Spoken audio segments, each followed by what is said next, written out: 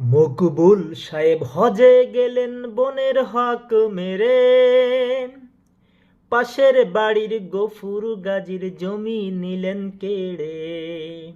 মকবুল সাহেব হজে গেলেন বনের হক মেরে, পাশের বাড়ির গফুর গাজীর জমি নিলেন কেড়ে।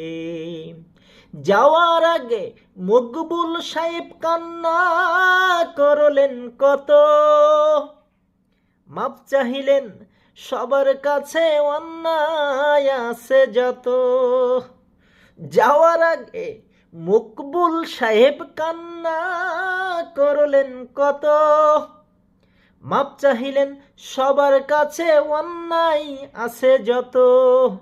গিয়ে হজে তওয়াফ করে ইবলিসকে মারে ঢিল, এসব দেখে ইবলিস মশাই হাসে যে খিলখিল।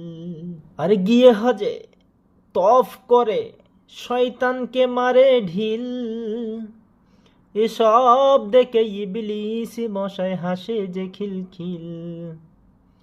হজের শেষে দেশে এসে মকবুল হলেন হাজি,